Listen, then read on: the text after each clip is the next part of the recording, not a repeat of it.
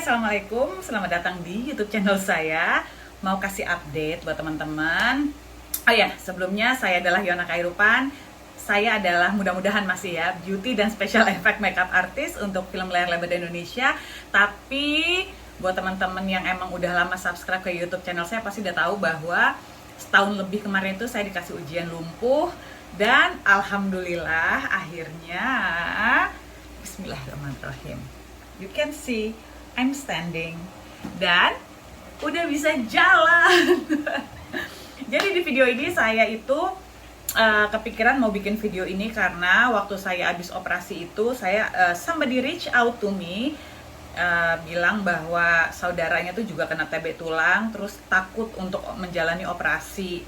Terus akhirnya gue video callan sama saudaranya itu dan ya berusaha menyemangati lah ya gitu loh. Jadi kayaknya mungkin ya ada banyak orang yang belum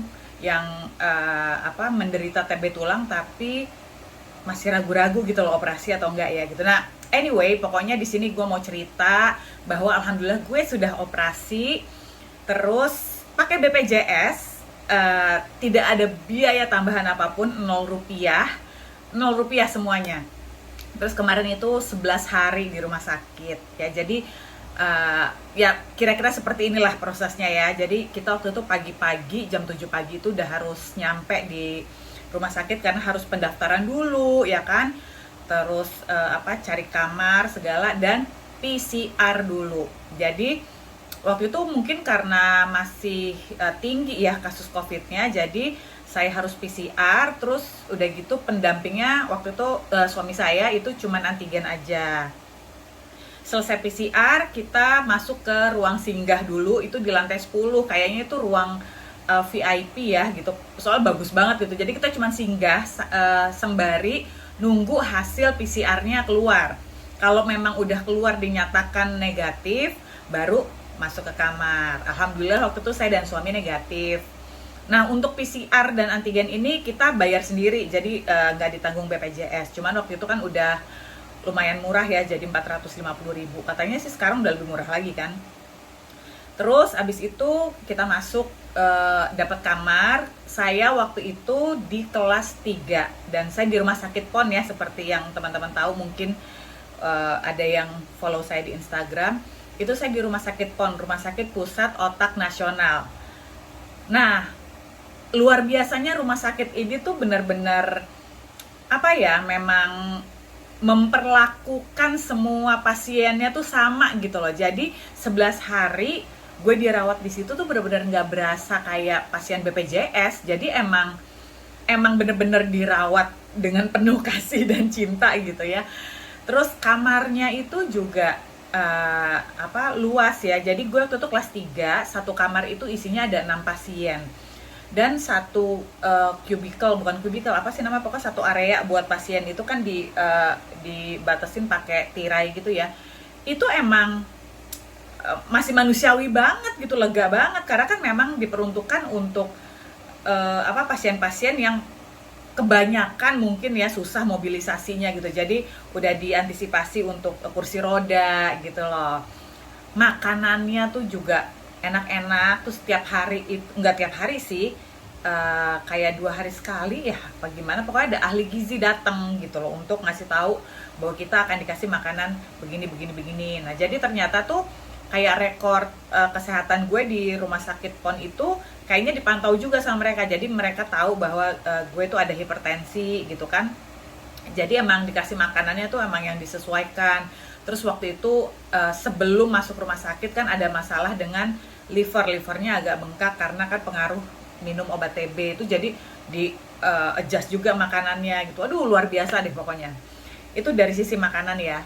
Terus pas udah mau kita operasinya itu di hari H-nya.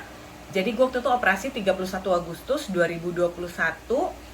Itu sebelumnya pagi-pagi udah mandi antiseptik semua dari ujung rambut sampai ujung kaki. Terus udah puasa ya. Nah, di rencana pokoknya dibilanginnya sih jadwal operasi itu 12 jam. Gue mulai masuk ruang operasi itu sekitar jam 12-an lewat deh, 12 seperempat apa 12.20 gitu deh. Terus masuk ruang operasinya yang emang kalau gue intip, gue lihat gitu emang luas ya, luas banget. Terus apa sih pokoknya kayak yang kita lihat-lihat di film Grey's Anatomy gitu deh, pokoknya luas gitu. Terus ada musiknya, that's the last thing I can remember. Terus gue ingat cuma dikasih anestesi, abis itu apa sih, gue kayak ngerasa oke, semana nih gue bisa sadar deh, 1, 2, and then udah kebangun itu. Jadi itu jam 12:30 ya palingannya. Itu gue selesai operasi itu jam 7 malam. Tapi baru sadarnya itu baru buka mata itu denger para nurses itu, para suster itu ngebangunin tuh dengan Bu Yona. Nah itu di jam 11:30. Sekarang gue nanya jam berapa, itu jam 11:30 gitu. Nah abis itu masuk dibawa ke kamar ya. Dan emang jangan kaget kalian kalau emang nanti menjalani operasi, sesudahnya tuh emang kayak berasa mual banget. Kayaknya tuh pengaruh anestesinya ya, atau mungkin obat-obatannya entah apalah. Pokoknya itu yang gue inget tuh gue mual banget. Cuman gak lama sih, cuman semalaman itu aja. Besoknya tuh karena mereka kan udah ready juga masukin obat mual ya lewat infus gitu. Udah, terus udah gitu besok paginya udah mulai visit kunjungan dokter ya kan. Udah visit kunjungan dokter, diceritain yang tadinya harusnya rencananya pasang pen cuman sepasang di punggungku ini, ternyata jahitannya itu harus sampai 35 cm dan akhirnya dipasang pen 8, jadi 4 pasang. Luar biasa kan. Jadi emang ternyata kondisinya semakin parah, kata dokter Fadil yang membedah gue ya. Jadi emang ternyata harus ada penambahan pen lagi gitu. Terus apa lagi ya, pokoknya yang gue rasa sesudah, nanti gue bikin sendiri deh ya, karena harus kuceritakan kepada kalian apa yang dirasakan sesudah operasi itu. Sesudah operasi, jadi itu nanti akan ada video sendiri lah. Pokoknya di situ bener-bener gue dipantau banget, karena waktu itu tiba-tiba saturasi oksigennya tuh turun ke 92, gue ingat banget deh. Sampai akhirnya dipanggil dokter paru untuk memonitor. Terus setelah di ronsen, ternyata hasilnya dilihat paru-paru gue itu ada infiltratnya, dicurigai COVID, saudara-saudara. Jadi gue itu operasi hari Rabu, hari Jumatnya dipisahkan dari suami gue, masuk ke ruang isolasi karena hasil ronsen menyatakan di situ ada infiltrat. Jadi pihak rumah sakit mau kayak precaution aja, jadi hati-hati gitu ya, takutnya kan COVID gitu. Jadi sambil di PCR 2 hari berturut-turut gitu. Jadi gue dipindahin ke ruang isolasi yang waktu itu sih gue nangis-nangis ya, sedih ya, karena gue saat itu masih ketergantungan sama suami. Jadi tangan itu belum bisa dipakai buat makan, jadi udah kayak Sri Mulat, tau nggak gengs? Jadi kalau misalnya gue mau makan gitu ya, ini mulut udah mangap, tapi tangannya tuh kesini gitu, ntar sama susternya diturunin. Nah gue tuh masih ketergantungan sama suami, dan gue tuh nggak mau kayak jadi nyusahin suster-suster gitu kan, karena kayaknya gue tuh nggak ready gitu loh kalau untuk dapet suster yang emang judes apa gimana, karena so far kan semua tuh baik gitu loh. Ternyata bener-bener gue tuh dimong banget gitu di situ. Jadi hari pertama masuk gue langsung di PCR, hasil kan baru keluar itu besok. Jadi sambil nunggu ya gue enaknya tuh di situ gue anggap kayak gue di upgrade kamar aja gitu, karena sendirian di kamar yang gede gitu ya, walaupun nggak bisa ngapa-ngapain sih ya. Terus mandi cuci kakus masih di atas tempat tidur ya kan. Nah terus ada TV-nya, ada pokoknya sendirian lah gitu. Cuman emang karena gue masih capek faktor habis operasi itu, jadi emang gue kebanyakan tidur sih emang di kamar itu.